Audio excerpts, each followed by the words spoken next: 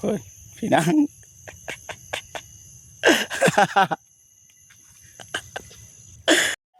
นี่มาไทยกูเดียดเปียกเบิดพี่น้องเรียบร้อยด้านในยังแต่อนามัยกันมึงไปสายเด็กก่อนนะครูติเลยพี่น้องบนได้บ่งามสามารถติชมได้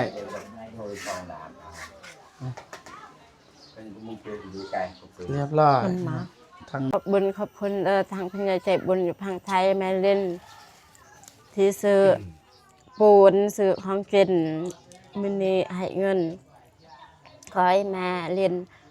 เย็นเป็นสุขสุขกายสุขใจความเจ็บอย่าได้ความไข่อย่ามีให้หังให้มีให้โศกให้มาน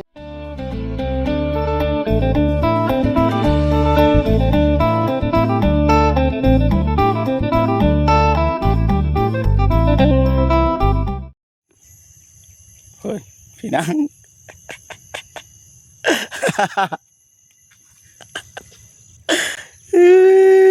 ไปกับสร้างพี่น้องว่าสิไปซื้อปูนพี่น้องนะ2 กระสอบ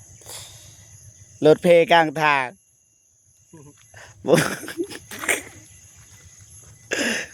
แล้วขี่รถแต่งลายพี่น้องนะว่าหัวมันเพอยู่ใส่พี่น้องนะสร้างยอมว่าสิไปซื้อปูนพี่น้องนะมันบ่พอ2 สอบพี่น้องนะเจอเหตุการณ์มันมีงงลองมาติดบางที่ได้กับนี่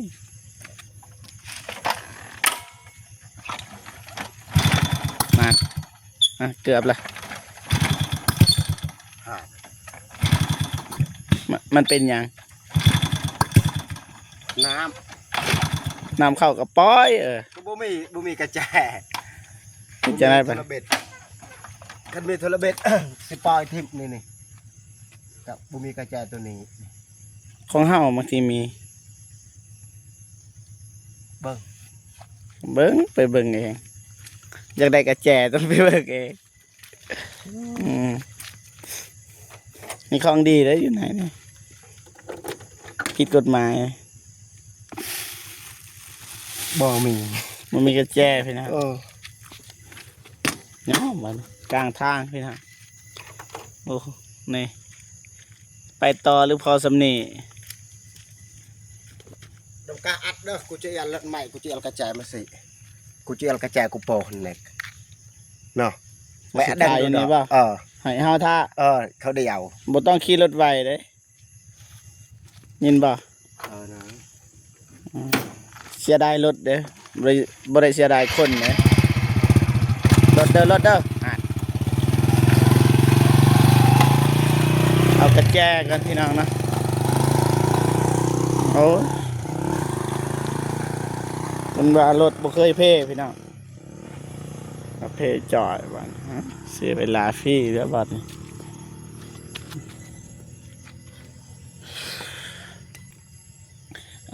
กราบทักทายสบายดีและสวัสดีพ่อแม่พี่น้องเบิดสุขสุคนพี่น้องเนาะทางในลาวและก็ต่างประเทศนะก็ยินดีต้อนรับเข้าสู่ซองเบาเจ็บคือเก่าพี่น้องเนาะมื้อนี้ก็ว่าสิไปซื้อปูนพี่น้องเนาะมาเฮ็ดภารกิจสร้างห้องน้ำต่อพี่น้องเนาะมื้ออื่นน่าจะสำเร็จทำอะไรปูกะโหลพี่น้องเนาะถ้าเบิ่งถ้ารู้นำกันว่าสิเป็นอะไรพี่น้องเนาะโอเคเบาเจ็บก็สิหยุดคลิปก่อนเพราะว่ารอถ่าอายเพิ่นเมื่อเอากระเจรถพี่น้องไหวแท้โย่วางไว้ทันใจพี่น้องนะไหวแท้จม14บ่ทันจบอัดกันมาอัดแล้ววะเจ้านี่ก็ได้ไปซื้อปูนแล้วมาแปลงรถกันแน่กระแจไปกระแจกูเองนี่กระแจครบนะนี่และสร้างคือกันนะนี่โอ้สร้างสมแปลงหลอดคือกันสมแปลงรถตัวอย่างรถเพลนี่ตัวอย่างรถบ่เจ็บเพลงนี่ให้สร้างแปลงเป็นบ่เป็นหูเบิดว่ามันเพลงยังแม่นบ่หูเบิดบัวลายนะบัวลาย ตัวอย่างมานี่คือจังซี่นี่นำเข้าแม่นบ่ได้ปล่อยนี่ก็ติดบัดนี้เนาะก็ได้เบิ่งบัดนี้ ลองเบิ่ง เสียหน้าเขา FC เบิ่งหลายได้เว้าดีๆได้มีหยัง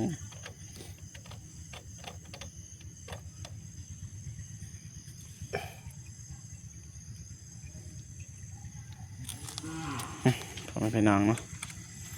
รุ่นเบิ่งไปนำกันพี่น้องเนาะหยุดคลิปก่อนมันสิยาวพี่น้องเนาะโยปล่อยน้ำมันออกพี่น้องบ่มีน้ำเลยฮะแต่น้ำมันเลย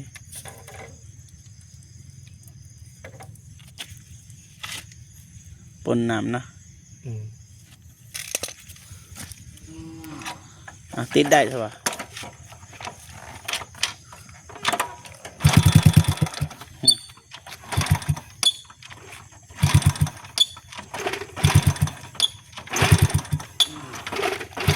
สร้างยอมใส่บ้านนี่บ่เหลือบ่ติดอายเพิ่นว่า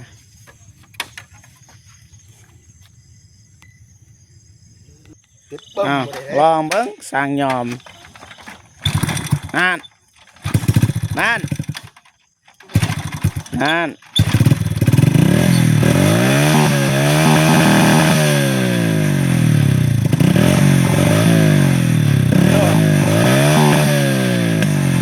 ได้บ่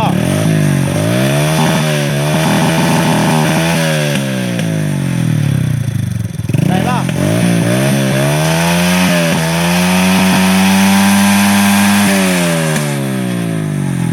พอแล้วไป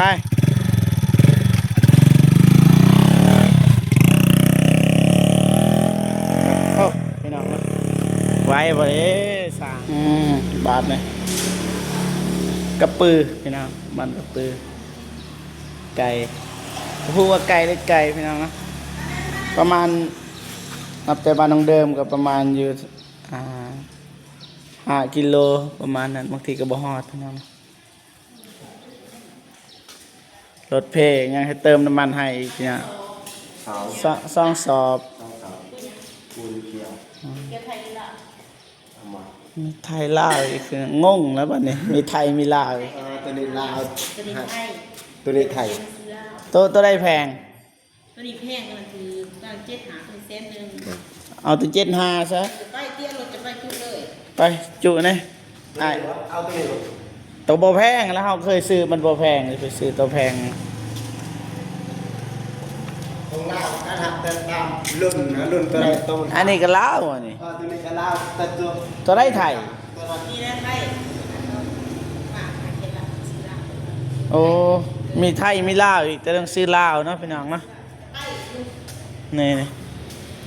ตัวนี้นี่อยู่สารวันนี่น่าจะเห็นตอนเขาขึ้นไปบ้านสลุยนี่เห็นโครงงานผลิตนี่เจ้าย่อเอง บ่ได้บ่ได้ยอใส่หลอด ได้บ่ได้ก็ย่อสองสอบจะย่อ มี2สอบบ่ บ่ คันละสอบบ่ เด้อ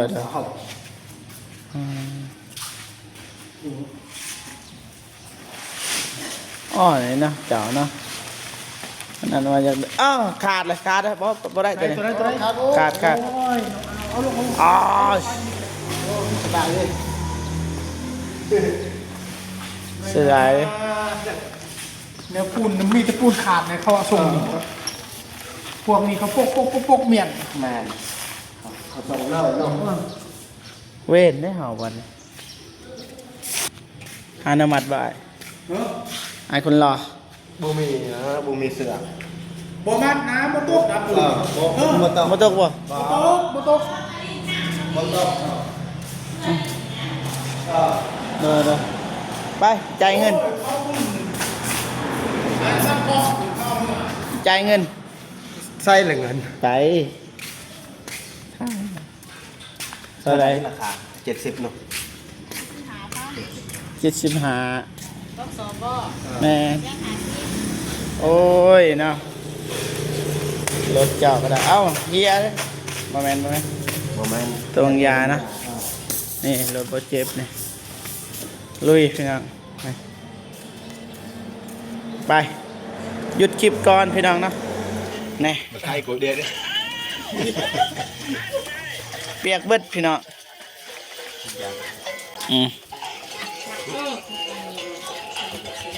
อ่าโอ้โยสั่งยอมเห็ดแล้วพี่น้องเห็ดแล้ว FC ก็มาพี่น้องนะสบายดีเด้อ สบายดีเด้อเอฟซีเบางาม เอาบไดติดไหม งามเบาลา ตักกูตักนั่นเนาะ อันน้ำไม้พี่น้องเนาะอันน้ำไม้นี่มาเฮ้ยกำลังโบกพี่น้องอันนี้ก็ได้เพราะว่าปูนเบิดพี่น้องเนาะเบาเจ็บกับไอซามเพิ่นไปซื้อพี่น้องแข่งฝนกำลังเรียบร้อยด้านในยังแต่อนามัย กันเมืองปีสายเบรกร้อนถู ติเลยพี่น้องบนได้บ่งามสามารถติชมได้ โดยฟองน้ำเป็นมึงเปย์ดีไกลกูเปย์ เรียบร้อย มันหมา ทางใน ก็ เบิดที่ซ้ำนี่บ่จ้าบ่ฮู้ว่าสตีกะโลหรือบ่พี่น้องเนาะบ่ส่งดอกทางนี้กำลังพี่น้องเนาะงามเลยเด้อนี่สดๆงามๆนี่ยาเด้ทางนี้ยาเด้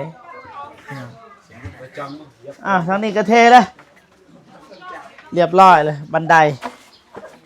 นี่ตัวนี้มีแต่ปรับก่อนปรับแล้วบางทีเซตบันไดคันหนึ่งว่าบ่ได้พี่น้องบางทีก็บริเฮ็ดปรับให้มันเพียงแล้วก็เทมาประมาณนี้พี่น้องคักหลายสบายดีเด้อ ไปดิ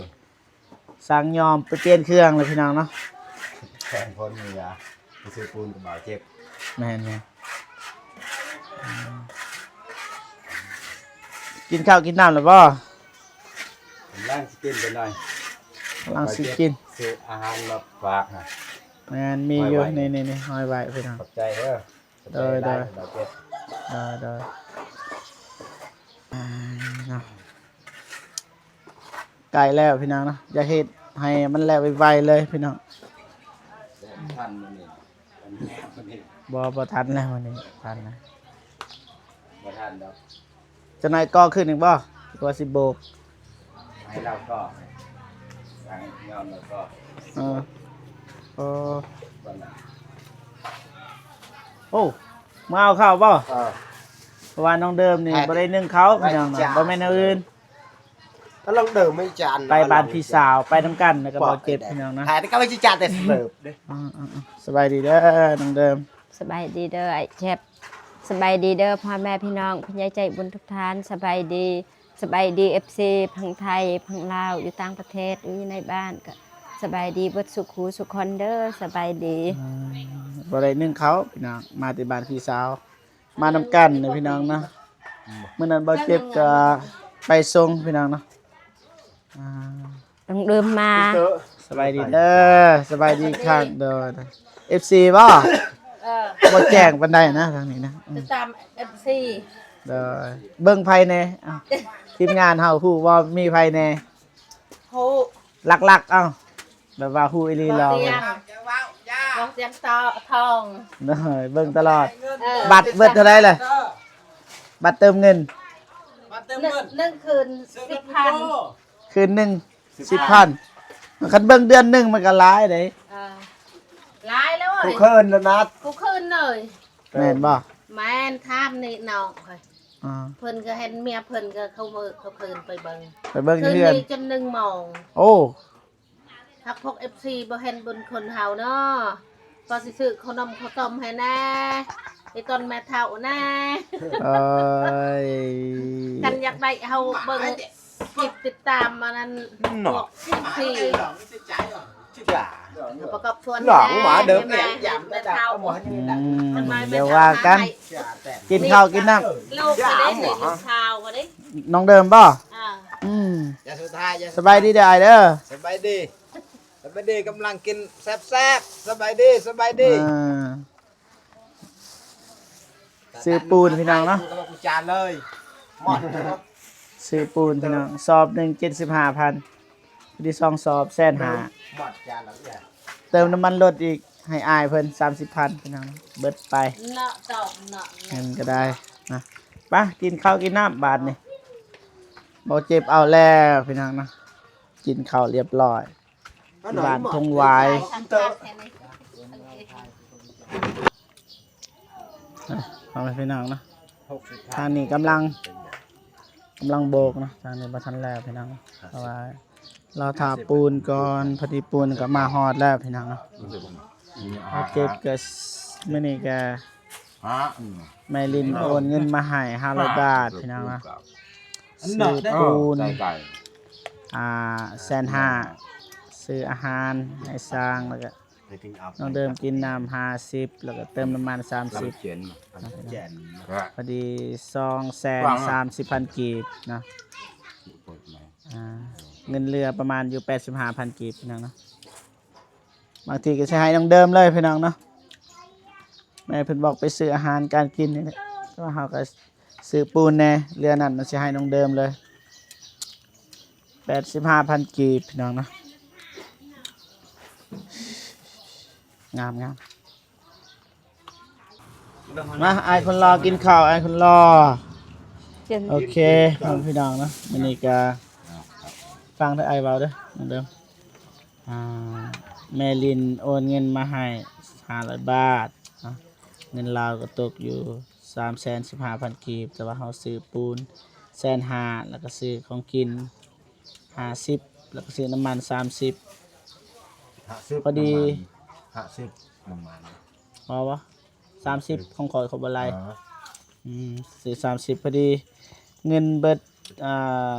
230,000แต่ว่าแม่เพิ่นโอนมาให้315,000แสดงว่าเงินยังเหลือ85,000เนาะแต่ว่านี่ก็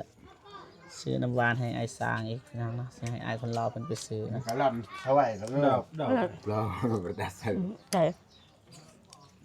มันมีเสา 3,000แสดงว่าเหลือ65เงินตรงเดิมแต่ว่าไอ้สิให้70เลยอยากซื้อหยังก็ซื้อ ใจหลาย ซื้อ ๆเล มี ย ก็แล้วแต่ประมาณนี้พี่น้องเนาะเบิดบ่นี่เงินมาลินยังเหลือแต่เงินแม่พิมพ์พี่น้องเนาะยัง1,000 บาทแต่โดนแหละแต่ว่าบ่ได้ไปตลาดจักเทื่อพี่น้องเนาะนี่เดิมยังเหลือประมาณ600,000 ปลายบ่เจ็บพี่น้องเนาะโอเคไม่ได้ว่าให้น้องเดิมขอบคุญขอบคุณขอบอกขอบใจแม่ลินที่ซื้อปูนนั่นแหละกับของกินมื้อนี้ประมาณนี้พี่น้องเนาะ ขอบคุณทางพญาใจบุญอยู่พังไทยแม่เล่นที่ซื้อปูนซื้อของกินมินิให้เงินขอให้แม่เล่นอยู่เย็นเป็นสุขสุขกายสุขใจความเจ็บอย่าได้ความไข่อย่ามีให้หังให้มีให้โศกให้มานี่ลำให้รวยเหตุเวียกการงานใดก็คอยประสบผลความสำเร็จให้อายุมันควันยืนนอนก็ได้เงินหมื่นตื่นก็ได้เงินแสนไปที่ใดก็คอยไปหอดจะถึงมีคนหักคนหอมปรารถนาสิ่งใดก็คอยได้สิ่งนั้นเด้อแม่สาธุ ได้มาเฮ็ดเรียกต่อพี่น้องเนาะกินข้าวกินน้ำแล้วก็ต่อเลยพี่น้องเนาะให้มันสำเร็จสร้างยอมสิกอบ่